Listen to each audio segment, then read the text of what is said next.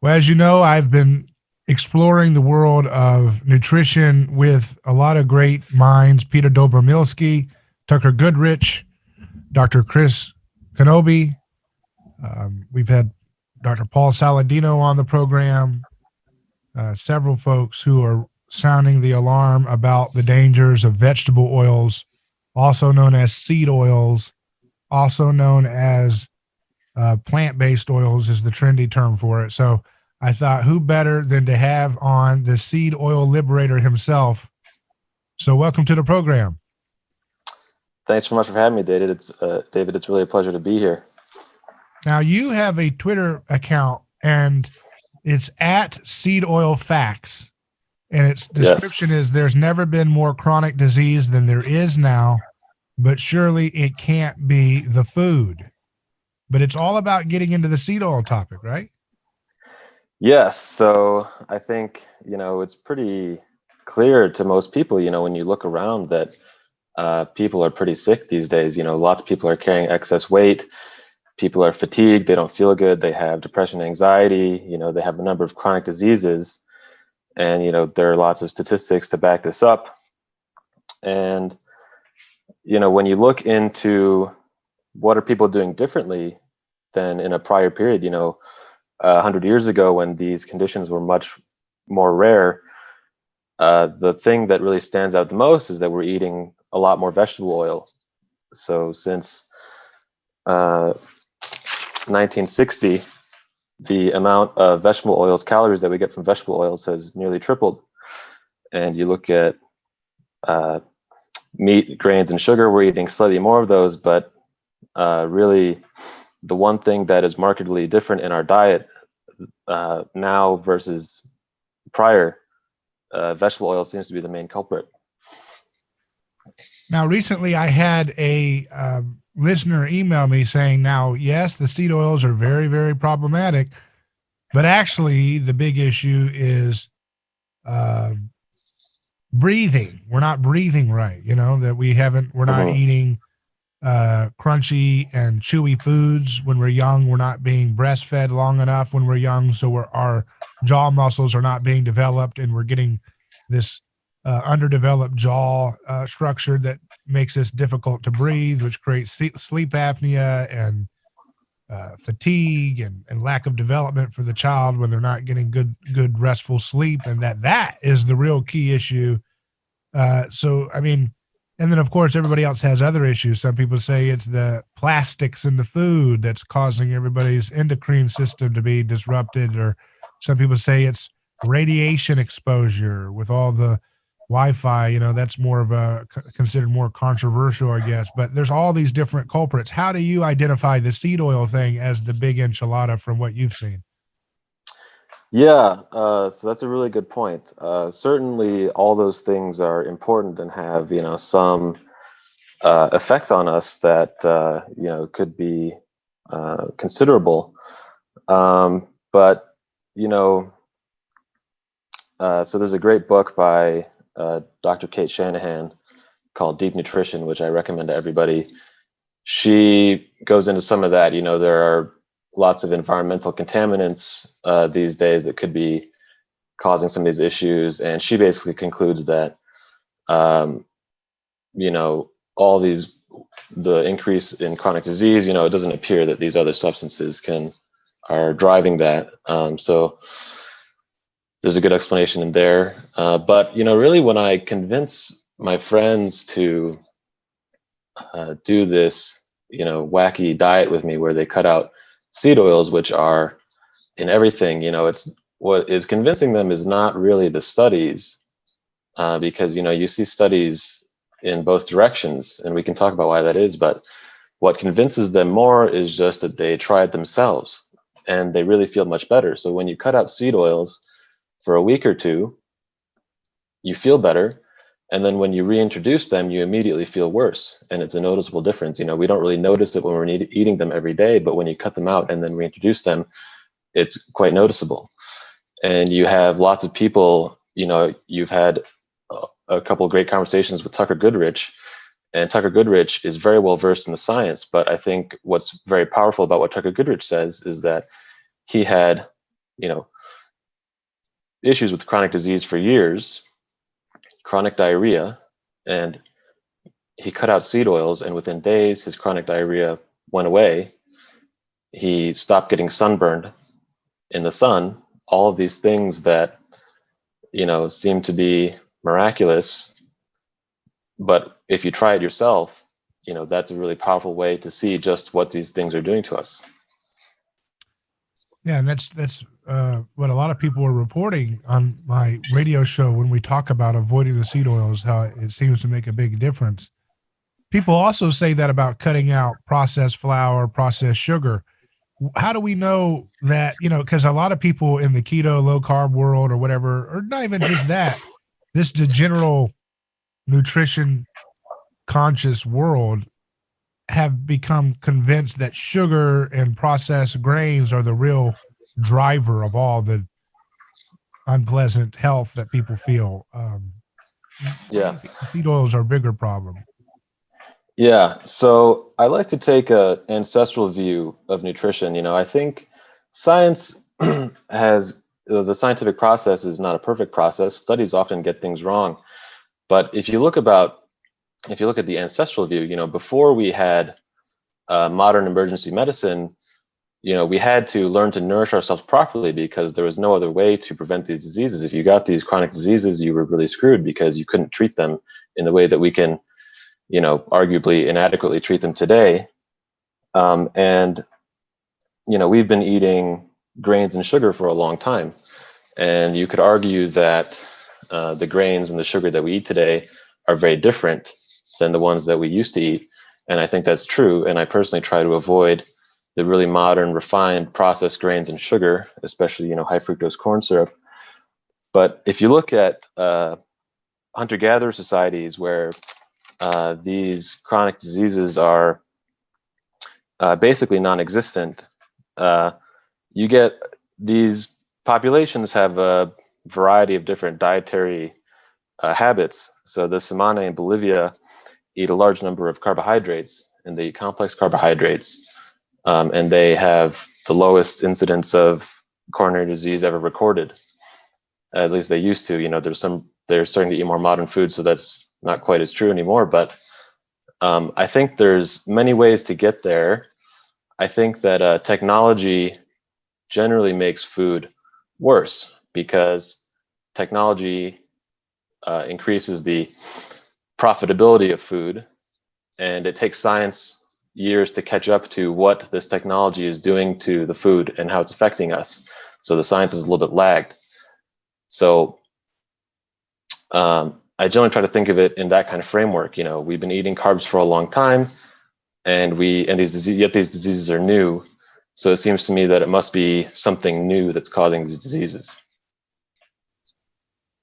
And you said that the science can go both ways on that issue. What does that mean? Is there evidence that seed oils are good for you or something in the science, or what were you suggesting by that?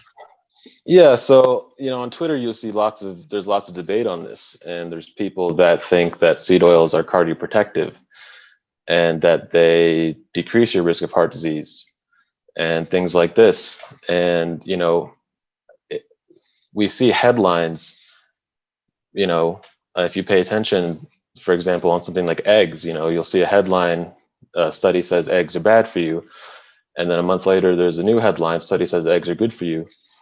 And it's not that one day eggs are bad for you and one day eggs are good for you. It's that the tool that you're using to measure how good eggs are is likely not as specific as you think it is. So, the studies oftentimes get things wrong. They're susceptible to noise. And I think it's almost more useful to take a different framework than the studies actually. So that's why I advocate that people try it themselves, because you see studies that say conflicting things, but if you try it yourself, that's really powerful in a way that is different than reading something.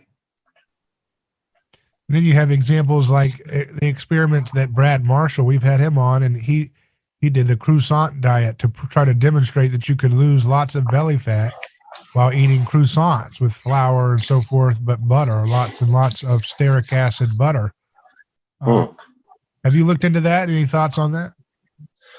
I haven't seen that. I know I saw one professor at a school in the Midwest. I don't recall, who similarly lost a lot of weight eating Twinkies. And you know, you generally, I think a lot of issues are downstream of nutritional imbalance. So my concern with doing that is that, you might be able to lose weight, you can achieve that outcome, but you're probably not going to feel very good.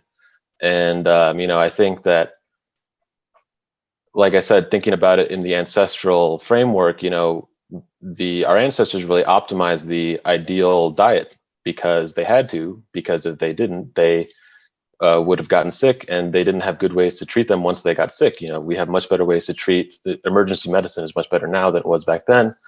And so the ancestral diet has, and there's many ways to go about it depending on which ancestors you're talking about, but they generally have a diverse set of foods and that diverse practices. They do grains and sprouting and organ meats. So I think a lot of those practices are to give you a proper, well-rounded nutrient profile. And so someone might be able to lose weight eating one thing, but my guess is they're not going to feel very good, and that's not really long-term sustainable.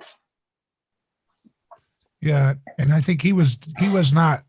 Brad Marshall is a big critic of vegetable oils, and I think he was doing the croissant diet not to say this is what you should do, but just to demonstrate that you can eat lots of flour in the croissant dough, but load it with saturated fat in the form of this high-level stearic acid butter, and drop a tremendous amount of belly fat, just to demonstrate that it's not, like you said, the grains are not necessarily the primary driver of the obesity epidemic. Perhaps it's connected to the vegetable oils that people are eating in so much of the food products.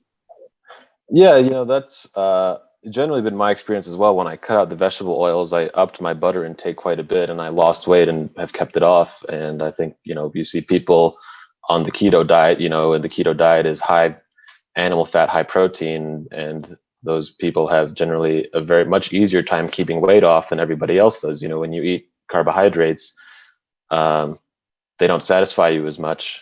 But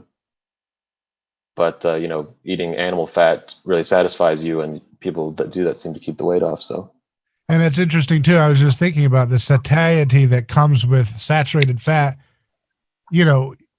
McDonald's used to fry their potatoes in beef tallow, and I'm sure that it was hard to overeat an extra large French fry box when they were fried in beef tallow because of how satiating the beef fat is, right? Yeah, definitely. I don't think I was old enough to remember that when the fries were in beef tallow. But actually, Buffalo Wild Wings, I believe, still fries their wings in beef tallow. So that's pretty rare. But that's been my experience as well. The animal fats are just way more satiating, and so you tend to not eat as much, and therefore it's easier to keep the weight off. And I think that a lot of folks, when they talk about avoiding these vegetable oils, they're really trying to avoid over consuming linoleic acid in these vegetable oils. Do you avoid, when you avoid these oils, do you also avoid chicken and pork and fish that are fed these bad oils?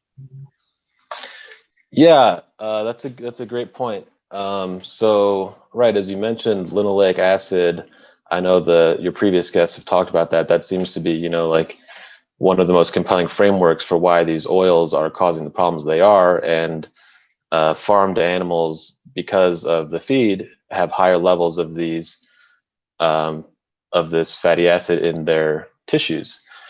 And so, yeah, I generally do. I stick mostly to beef. I try to get grass-fed beef, but I think, based on the research I've seen, the ruminants are pretty good at keeping the linoleic acid in their tissues low, regardless of whether they're grain finished or grass finished. So I don't worry too much about that. But generally, just wanting to do things and eat foods that are raised in the traditional way, I prefer, grass-fed and finished ruminants. So beef and lamb really are the staples of my diets. And I'll have chicken or pork occasionally, but yeah, I do generally try to stick to that. Have you found any low PUFA, low linoleic acid chicken that you have been able to get? Yeah, actually, um, one time I was in Seattle recently, and there's this food truck where this couple brings in pastured meats from their farm, and they had a totally pastured, grain-free chicken, and and it was really unlike any chicken I've ever had. It was totally delicious. It was very expensive as well, but uh, yeah, I think that's still pretty rare unless you raise them yourself or you have a neighbor that does. But hopefully, um, I think people are becoming more aware of this, and the commercially raised chickens are of a very different stock than what they should be perhaps, and so hopefully it's going to become more common.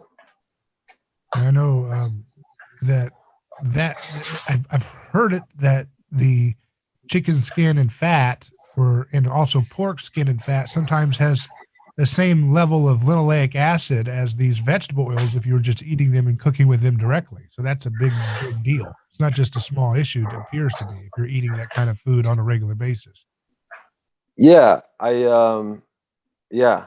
One thing I suspect is that I suspect that even though there is a similar level of PUFA or a higher level PUFA in those tissues, I suspect that our bodies handle animal products with high PUFA differently than the seed oils, and that's just really based on how I feel eating them. I don't have great evidence for that, but these seed oils are really not food products. They are processed, refined, bleached, alkalized, deodorized in large refineries, and they really don't resemble food. They're foreign substances, really. And so, I would much rather eat an animal product that has slightly elevated PUFA than I would a seed oil, even if the PUFA content was the same, just because one of them resembles food and the other one does not. Huh, interesting. What about fish? There's a big problem with salmon, the way they're fed. What fish do you eat and which fish do you stay clear from? Yeah, I just try to stick to wild fish. Sometimes you can find reasonably priced wild fish. Yeah, like you said, the farmed fish, because of what they feed it, these fish have higher levels of PUFA in their tissues as well. And, the PUFA bioaccumulates up the food chain. So it's like DET in that way. And so, generally just trying to, again, stick to traditionally raised animals.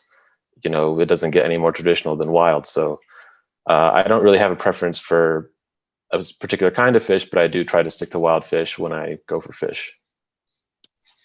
And what about the? Do you avoid nuts and seeds and so forth, the more natural products that have these higher amounts of PUFA? I don't eat them as much as I did. A lot of times you have to be careful with nuts because when you read the ingredients, and once you start getting into this sort of mindset where you're avoiding seed oils, you tend to read all the ingredients labels, and it's quite shocking just how many food products have these oils in them. But so nuts, especially, they tend to coat them in seed oils quite frequently. So just because of that, I eat them less now, but I'll have them occasionally. Um, the issue with these oils is, the reason our ancestors never pressed nuts for oil is because they really don't have that much oil in them. And so you have to use these large refineries, basically condensing huge amounts of seeds to get tangible amounts of oil. So um, there's some great statistics. There's this guy, Jeff Nobbs. So if you who has a good write-up on this. So if you Google Jeff Nobbs, I should be able to find his website. But he says that it takes 98 ears of corn to get 5 tablespoons of oil, Mm. 2,800 sunflower seeds to get 5 tablespoons of oil. These are amounts of oil that are used in a typical restaurant meal, and nobody in their right mind would eat 98 ears of corn.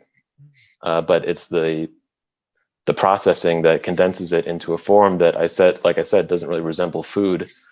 And, you know, and it's easy to eat that quantity when it's in the oil form. So let's start with the foundations. If you want to explain to somebody as best as you can, as someone who you said, first of all, it's got to be how you feel, but Mm-hmm. people say that, to be fair, for everything. If you get on a vegan diet, they say, "Oh my God, I feel better than I've ever felt before. This is why I'm doing veganism." And we don't want to get into pros and cons of every little thing, but that Yeah. typically is the thing they all say, right? So let's get into Mm-hmm. some of the distinctives about vegetable oils, these seed oils, and why they're problematic and to be avoided as in all possible ways. Yeah. So the main theory is basically, and your other guests have great extensive knowledge of this as well, is that these oils contain a higher proportion of this fatty acid called linolic acid, which is extremely unstable. And so when you consume it, uh, it oxidizes very easily and causes what's called a free radical cascade, because uh, with the electrons being transferred, and it has many downstream effects. And so, Western medicine is, doctors practicing Western medicine are trained to identify um, symptoms in isolation. Whereas doctors that look at the body as a holistic being, they see connections. And so there's, like I said, there's many different chronic diseases that are um, increasing in prevalence recently. And, a holistic doctor might say that all of these things are related. All of these things could be downstream from insulin, which is affected by the linoleic acid consumption, whereas Western docs are trained to look at these things in isolation, but there's a good reason to believe that they're all related. Mm-hmm. So, have you looked into how the mechanisms of what's happening to your insulin with the consumption of these vegetable oils that are in everything? Yeah, I have. I'm not a doctor. I'm not, super deep into that like some of your other guests. And, um, like I said, what convinced me to do this, and what has allowed me to convince my friends, is just that is the feeling that you get, and yeah. So I've looked into that, and there's a lot of good evidence about that, and there's a good resource. Kate Shanahan has a good website called the PUFA Project, where she lists a lot of this evidence, that these seed oils and the downstream effects are related to all sorts of different diseases, and these are studies that are giving these mechanistic explanations. So that's one really good resource for that, for sure. Now, I've seen on her website that she has some of the seed oils she's kind of a little bit more neutral or moderate about. And then other people say, no, stay away from all of them. Where do you fall in that conversation? Yeah, I know she doesn't list peanut oil as one of the bad ones, but again, that's why I really harp on this ancestral traditional framework, whatever you want to call it, because in my mind, an oil that has been consumed for hundreds of years and is produced in the traditional fashion still is probably going to be fine. So because of that, I eat coconut oil, olive oil, um, even palm oil is a traditional oil. But the thing that I try to stick to is that I just want the oils that I consume to be unrefined. And so my rule basically is that if the oil is traditional and it's unrefined and it's made in the traditional fashion, it's fine. and otherwise I avoid it. And so because of that, I probably avoid, most of the very ubiquitous ones. So I personally avoid peanut oil as well. And so palm oil in the unrefined state, you've heard, is a traditional oil? Yeah, I've heard that.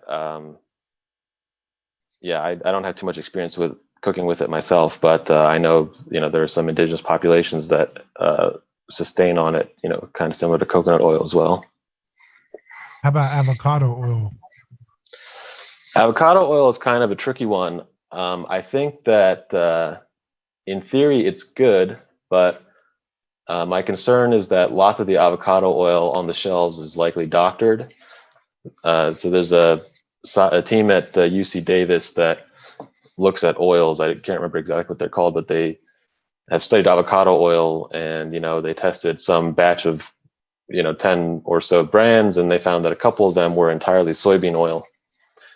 And the incentives for these producers to doctor the oils at the farm level is just too powerful, because the seed oils are, being technological innovations, they're so much cheaper to produce. And so there's a little bit of expertise that's required if you want to buy these vegetable oils and not end up consuming seed oils. And so because of that reason, I also avoid avocado oil.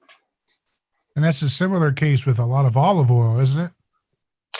Yeah, it is, especially a lot of the imported stuff, and a lot of it is being doctored right on the farm, like I said, just because the incentives are too great. So with the olive oil, yeah, what I've heard is that California olive oils are okay.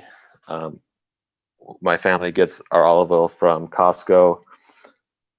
But with olive oil, you really have to taste a lot of them and learn what a good olive oil tastes like. And so, it should be really crisp, and it should burn your throat basically. And the more bitter and the more it burns your throat, the more likely it is to be a pure olive oil. So that's really the thing I look for when I'm tasting olive oil. And do you cook with it or just use it for like salads? Yeah, I cook with it. I don't really do super high heat cooking with it, but I think it's fine for like sautéing. When I make steaks at home, I render my own ghee basically from butter, and that's very good for high heat cooking. But something like tallow or like a pastured lard is fine as well. Yeah, it's interesting to see how those different oils can be incorporated because people have this belief that eating healthy means sacrificing on taste, but in this case, that's not the case necessarily. That you can actually have very delicious food, better tasting food. So I think that that when you talk about eliminating carbs and sugar, that's hard to replace, right? But if you talk about in terms of taste, but if you remove Yeah. vegetable oils, the taste doesn't really go down; it actually goes up, right? Yeah, absolutely. I mean, butter is one of my favorite things to cook with. I love the taste of butter. So any time I can get more butter, I love buttered rice, buttered toast. I'm pretty simple in that way. So yeah, I don't miss these vegetable oils at all, really. Have you looked into the association with mental health issues? Because that's a big problem in our country today and the world as they continue to adopt Western food practices and food products. Yeah, that's a really good point. And, mental health is something that lots of people are struggling with today. I've only seen, I only know a little bit about it. I know the prevalence of, dementia. I saw a statistic recently that it's expected to triple by 2050. I think tons of people, young people especially, know friends that have anxiety. So I've seen some, anecdotal stuff. There's lots of people on Twitter that say they've cured their anxiety through, proper nutrition. I think it likely is linked to nutrition, especially nutritional imbalances. In many ways, the food we eat today is very different than the food we used to eat. The soil that the vegetables grow in has a different mineral content because we haven't been maintaining the soil like we should have.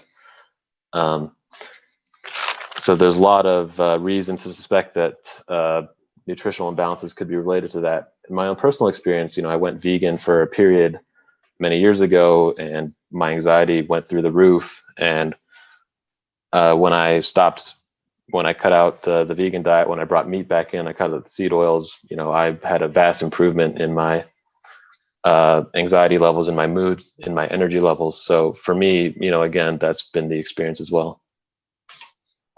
Yeah, that's another thing that I hear a lot of folks, and I'm interested in revisiting some of the doctors that the research scientists, Dr. Chris Palmer, Harvard psychiatrist. He uses keto to treat his schizophrenic patients, and bipolar disorder. And I wonder if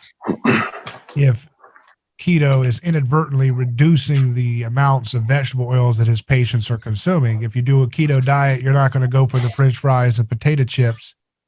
You know what I mean? And you may not go for a Yeah. sandwich which has mayonnaise on it. And you may, so there may be ways in which I wonder if it's actually the reduction in seed oils that are happening inadvertently when people go on these keto diets that Chris Palmer at Harvard is finding tremendous benefit for people with depression, bipolar, and schizophrenia at his clinic. Yeah, that's a great point. I know that it's kind of funny if you look at some of the literature from the early 20th century, even that before we had these advanced pharmaceuticals, they were treating patients with keto-like diets, because it was really one of the only tools, but it was also very effective. And so a lot of this stuff is just being rediscovered now. And so I expect to see lots of more work like that where doctors are finding, and there's tons of doctors on Twitter that one of them that comes to mind is Sean Baker, who he was a top orthopedic surgeon, and he had lots of patients that he would tell them, you need to lose some weight before we can operate on you. And then he would help them with their diet. They would come back having lost the weight, and then they would say, I don't have the pain anymore. So he would say, well, we don't need to operate then. And he slowly started, shifting over to, advocating for the carnivore diet. And so, I think this is just going to become more common as these doctors realize, how powerful the diet is to cure these conditions that, most doctors still believe are not curable. Right. Yeah. And what does that do to the human population when they can be free from these chronic illnesses that are perpetually, and then also those chronic illnesses lead to severe cases of this acute illness that everybody's been talking about lately, this new one. So Yeah, for it all sure. kind of goes hand in hand with a foundational principle. Hippocrates said, let food be thy medicine. I think that's so important.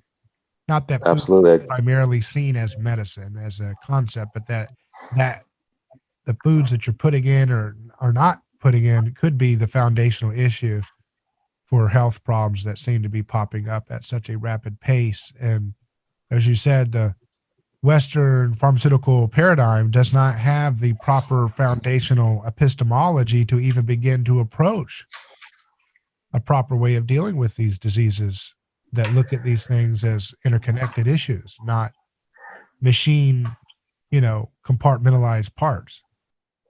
Absolutely. And to take it even one step further, they're actually incentivized to not see the solution to these problems in that way because,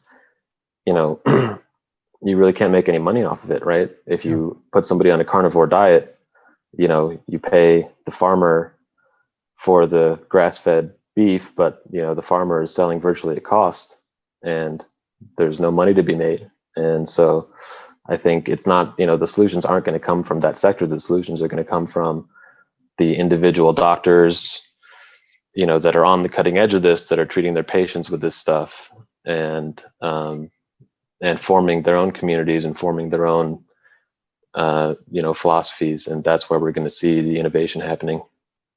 I hope that we can see an era very soon where the mainstream will get onto this low PUFA concept the way they get onto gluten free and things like that. You know, that it becomes a mainstay option for people in their grocery and market choices, that they can have low PUFA Yeah. chicken become wide. You know, low PUFA chicken should be a widely available option in the grocery aisle, just like, you know, organic or, you know, other.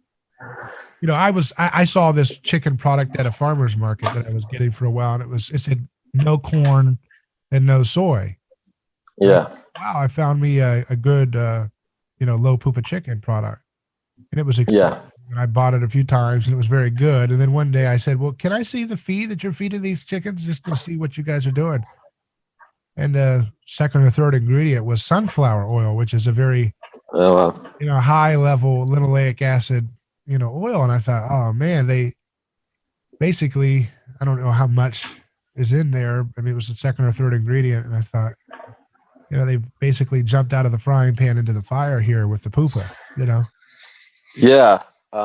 Absolutely. I think, one of the things that I think is so crucial is just to remove our dependency on these large centralized supply chains, because when the farmer feeding the chicken is so many steps removed from you, there's really not that, it becomes more of a commodity and a commercial practice as opposed to, an artisanal one. And so if you get to know your local farmers, you can look at them in the eye and shake their hand and talk to them and see what they're feeding their chickens. And I mean, that's just much more of a rewarding experience when you are being sustained by the local farmers in your community, which is really what we've always done. But, we've shifted the way we get our food to these large food producers. And, there's a lot of stuff that's lost in that process. And our health is seeing the consequences of that.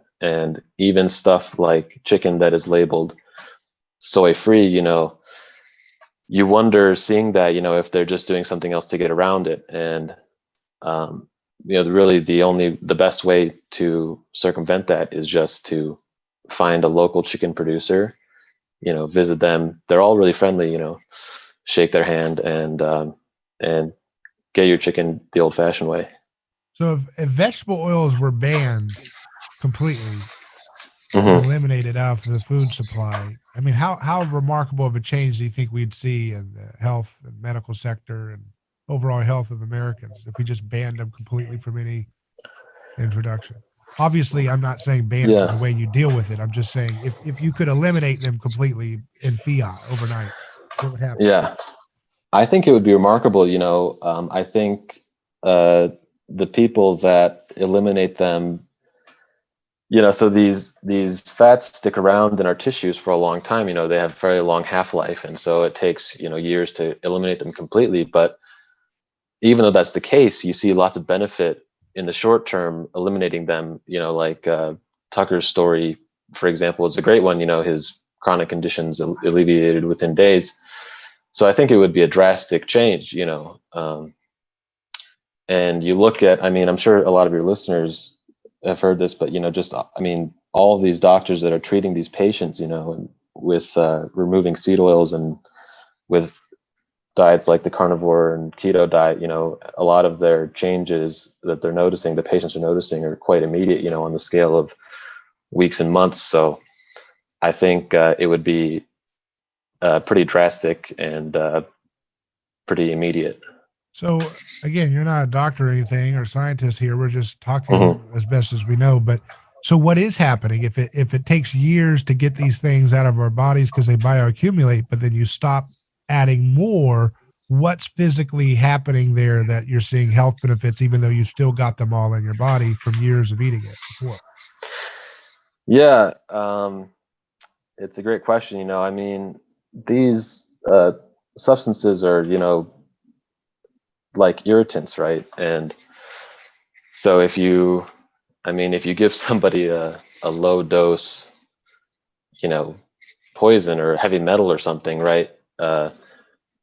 They will, similarly have symptoms that are alleviated quite immediately when you take the irritant away. So, Yeah, I mean, I couldn't really say what the mechanistic difference is, in the short term versus the long term, but certainly, I mean, taking away any irritant, you're going to uh, improve quickly. Yeah, it's. Do you believe that after years of being away from these PUFA heavy products, and then you're in a good shape, good health, that eating, you know, grains and fruits and even sugars on a regular basis is a healthy part of a lifestyle that people should be able to have, or should those things be chronically avoided for the most part as well, in your imagination or understanding? Yeah, I think a lot of and I think your other guests have talked about this, a lot of the issue with sugar is actually due to the interaction and grains as well. The seed oils change the way that your body processes sugar and grains. And um, personally, like I said, I try to avoid the really processed stuff, and I avoid seed oils completely, but I avoid the processed grains and sugars. But I think that, in moderation, eating ice cream somewhat infrequently, or grains, or eating, a moderate amount of carbs, as long as they're not really, they're not super refined, I think that is probably totally fine. I think seed oils are really the main culprit. We've been eating sugar and grains for a long time. And like I said, these chronic diseases are a very recent phenomenon. So if you're like most Americans, where you've been eating decades and decades of seed oils and processed flours and processed sugars, you kind of want to go on a ketogenic diet for at least the first few years as you try to burn out those PUFAs that you've accumulated over the years. But then at some point, in theory, you can get to a point where you can bring back moderate amounts of carbs and healthy, you know, consumption of whole fruits and even grains. There's the ancestral grain einkorn that people like. That's not as Yeah. adulterated and tampered with as grain. And I've had it. It tastes very good, and you can imagine Hmm. being able to have these things in a healthy amount without the shame or fear that you're eating junk food, right? After you've had years of being away from the seed oils and letting your body kind of heal from that industrial waste product, right? I think so. I read a protocol a while ago by a doctor at the Cleveland Clinic who was an internist, and he was advising this was a protocol for eliminating Crohn's disease via diet. And he basically said exactly what you said, which is that the first thing we're going to do is get you on a meat only diet. And, this is going to improve your symptoms with great confidence. And what you then want to do is you want to add back in one at a time these other foods that you enjoy, but you want to add them in one at a time and see how your body reacts to them. And so I think that's a great tool for everyone to do in general as well. A lot of the benefit is going to be, when you cut out all the processed stuff, you're going to feel better. And then if there's stuff you really like, you can, once you get a sense of how your body reacts to stuff and you're able to feel that, sensitivity, you add stuff back in one at a time. And I think that's a great way for people to evaluate, just how their own body is reacting with these, with whatever, food product that they really want to eat, but they're not sure if it's bad for them. You eliminate everything first, go keto or carnivore, and then slowly add things back in one at a time. Right. Yeah, it's very interesting stuff. And I'm sure there'll always be eternal debates and schisms in any of these categories. I can imagine at some point we've got the vegans, we've got the carnivores. There will be a mushroom kingdom that will emerge that will only eat fungus. People that will only want to eat fungus to survive.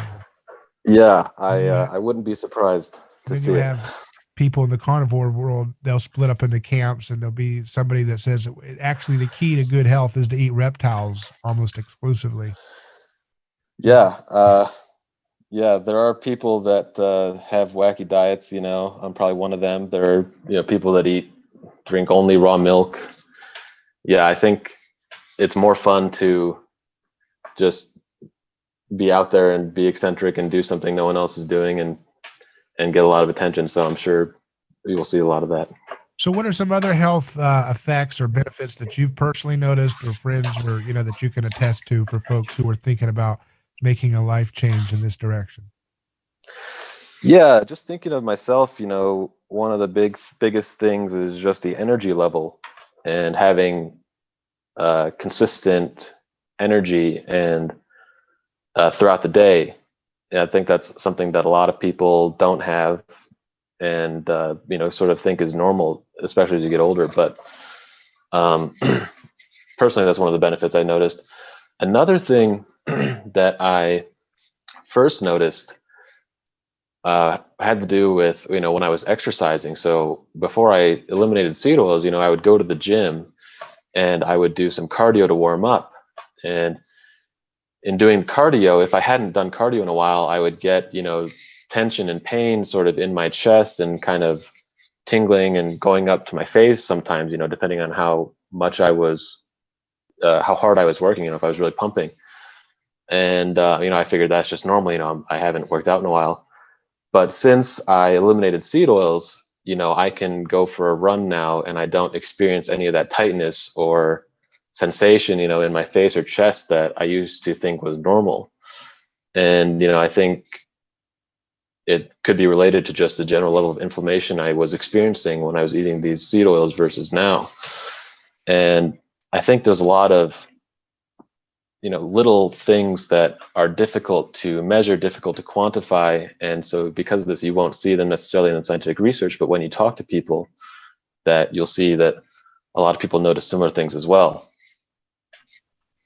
And do you believe that exercise is a critical component to, daily exercise as a critical component to health transformation along the lines of fixing the problems that seed oils are associated with? And if so, do you have a specific exercise philosophy that you think is most ancestrally uh, significant for us? Yeah, it's a great question. I think exercise is great, but I think especially in the mainstream, they overemphasize it, because it's much easier to put the blame on the people and say, well, you are overweight because you're not exercising, than it is to put the blame on the food manufacturers or whoever. But I think if somebody is trying to lose a large amount of weight, I sort of uh, you see people that are very overweight trying to working out or running, and they're really struggling. And I think for people that are trying to lose a very large amount of weight, you don't necessarily need to start exercising with an intensity right away. I think diet is 95% of the problem. So a lot of the benefits you'll see, without any exercise at all, you just fix the diet and you see most of the benefits. But I mean, exercise is certainly great. And I think that, you probably don't need to be an all-star athlete to get the benefits of it, but just, something like walking, every day, walking outside, getting sunlight, you know, um, that's really good. I like weight training. I think that's great. But, you know, in the US, there's kind of like a very intense exercise culture. But I think to get most of the benefits from exercise, you don't really need to be super gung ho about it. Walking, moderate weight training is, pretty good and is going to get you most of the benefits. And have you seen folks losing weight by dropping the seed oils only, but still eating the standard American amount of carbs every day? That's a bit harder for me to say. I haven't really treated people myself. Everything I'm saying is sort of secondhand. Right. So yeah, it would be hard for me to say exactly, you know, it would be, yeah. I'm trying to clarify for folks who are listening who are saying, wait a second. So if I just cut out seed oils alone, but I still eat the same amount of baked potato and or whatever I'm eating every day, just make sure it's not cooked in seed oils or dipped in ranch dressing or, whatever. Like, is that all I got to do? And I'll see a weight loss reduction, a weight reduction, or do you really Yeah. have to kill the carbs or drop that down dramatically too for most people? I would imagine it would have to, but just didn't know if you'd Yeah. seen anything otherwise. No, my suspicion is that you will see a difference just cutting out the seed oils. But, with all of these dietary things, diet is a very low risk way to treat something, right? If you change somebody's diet, well, there's a chance it doesn't help them, but there's basically zero chance you're going to hurt them, right? If you're giving them, natural foods. And so certainly it's a great thing for people to try, just cut out the seed oils. And, my guess is that you will see a lot of benefits just from that alone, for sure. Right. So on your Twitter page, you say, the metabolic syndrome, heart disease, lipid problems, hypertension, type 2 diabetes, dementia, cancer, polycystic ovarian syndrome, non-alcoholic fatty liver disease. All of these things you believe are driven by these seed oils. That's a big deal. That's huge. It's the biggest story of our health. It should be the biggest story of health in general, right? In the world. Yeah, I believe so. And, a lot of these other top doctors that we've name dropped have a lot more into the mechanistic explanations. Kate Shanahan especially has done a lot of work on this. You can do studies to look at the association that, seed oil or linolic acid and its effect on insulin, affects these conditions independently, right? And so, well, if all these conditions are independently affected, then perhaps there's some, relation between all of them and insulin and, the seed oil consumption. Yeah. This is a very interesting topic, and big pharma is not going to be happy, I guess, if people start adapting to this reality. And but that's okay. Yeah. Humanity has to move forward, even when people are still trying to keep us in the dark ages for their own selfish interests. So, absolutely. Well, I really appreciate your time, and I wanted any final thoughts. I want folks to follow you at Seed Oil Facts on Twitter if you're a Twitter user. At Seed Oil Facts. That's the Seed Oil Liberator who's with us today. And he always keeps people informed about the latest news and happening in that conversation, which is a very essential, vital elephant in the room right now for everybody. So any final thoughts? Yeah, no final thoughts. I mean, thanks so much for having me. It was great chatting with you.